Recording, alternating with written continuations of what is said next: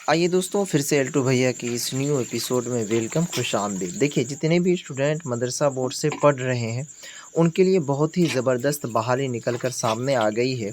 और सबसे अच्छी और ख़ास बात ये है कि अगर केवल फ़ोकानिया पास है, फिर भी इस जॉब के लिए आप अप्लाई कर सकते हैं। यानी कि न्यूनतम योग्यता जो मांगी गई है इस बहाली के अंदर फ़ोकानिया पास, और ये भी कंडीशन है कि बिना परीक्षा के आपको भर्ती लिया जाएगा। यानी कि इसमें कोई भी आपका एग्ज़ाम वगैरह नहीं लिया जाएगा। और हाँ, इसमें ध्यान देने वाली बात ये है कि इसमें जो सीट है वो बहुत ही कम है। जितना जल्दी हो सके अगर आप फॉर्म भर लेंगे तो उतना जल्द से जल्द आपको बेनिफिट मिल जाएगा।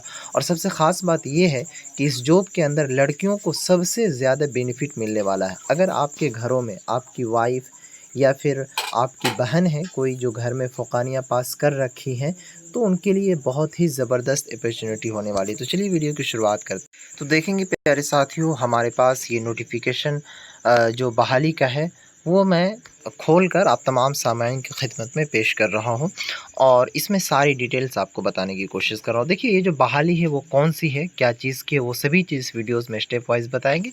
बस वीडियोस को शुरू से लेकर अंत तक देखिए। सबसे पहले समझिए, अगर मैं इतना चीज़ पढ़कर समझाने की कोशिश करूँ तो काफ़ी वक्त लग जाएगा। यहाँ देखिए, विषय में अगर आप पढ़ेंगे तो यहाँ लिखा हुआ कि आंगनबाड़ी सह करेज वर्कर एवं सहायक करेज वर्कर के चयन हेतु विज्ञापन प्रकाशन करने के संबंध में। अब 100 बात की एक बात यहाँ पर समझने की कोशिश कीजिए। अपने बिहार के अंदर आंगनवाड़ी चलता है, जैसा कि आपको पता होगा, और उस आंगनवाड़ी केंद्र के अंदर बहुत सारे वर्कर काम करते हैं। तो इन 2 वर्कर के पदों पर बहाली निकाली है। सबसे पहला है सह करेज वर्कर, उसके बाद सहायक करेज वर्कर। जैसा कि आप नाम सुने होंगे आंगनवाड़ी में, सेविका या फिर सहायिका, इस तरह बोला जाता है कि सेविका आ रही है। तो आपको पता ही होगा कि आंगनवाड़ी के अंदर जो काम क्या करना होता है। काम क्या करना होता है कि जैसे बच्चों को पढ़ाना, खिलाना, खाना वगैरह हो गया, ये सब चीज़ों के ऊपर बताया जाता है। ठीक है? अब चलिए बहाली से रिलेटेड सारी नोटिफिकेशन आपको बताते हैं। ये जो बहाली निकली है वो बिहार के चंपारण ज़िला में बहाली आई है। यहाँ देखिए, समाहर नाले पूर्वी चंपारण मोतिहारी। ठीक है?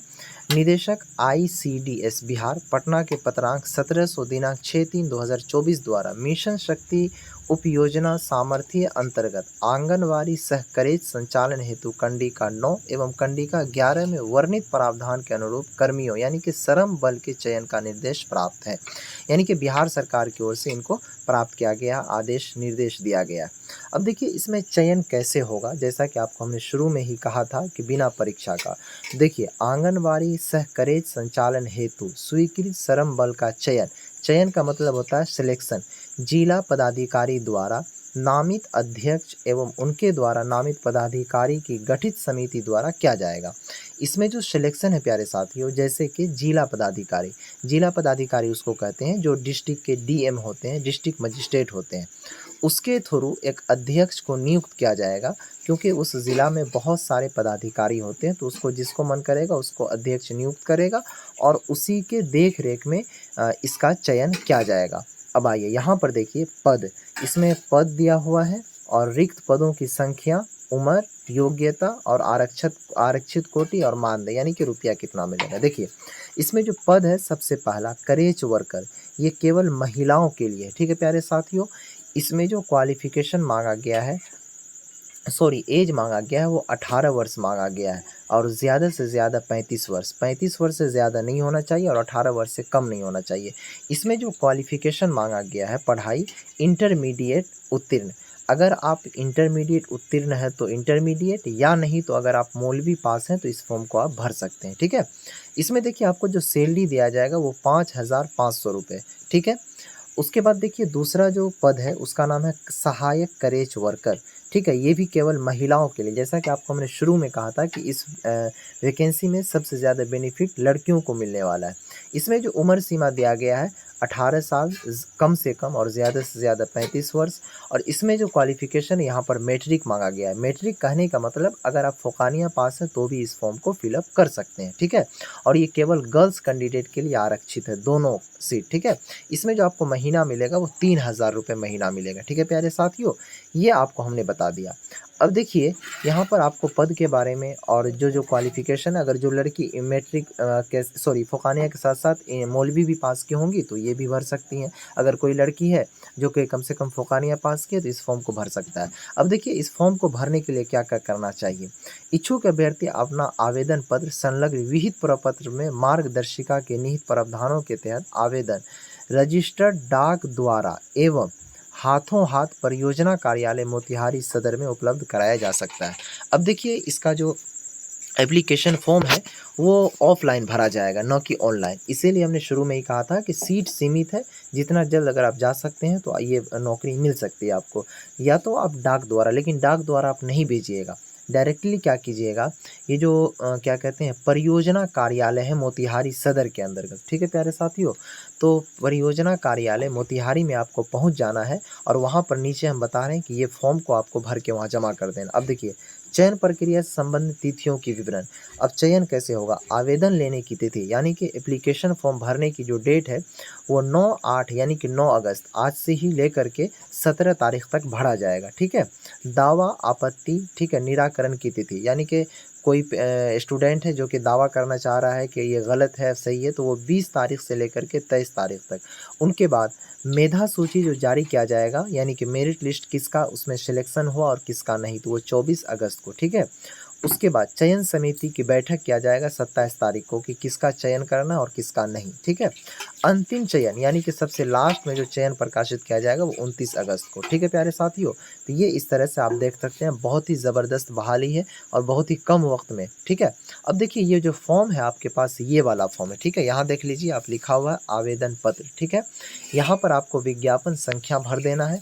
उसके बाद देखेंगे विद्यार्थी का नाम, जन्म तिथि, माता का नाम, पिता का नाम, आधार कार्ड, अस्थाई निवासी का पूरा पता यानी कि आप किस जगह से बिलॉन्ग कर रहे हैं, आपका घर कहाँ है, ठीक है?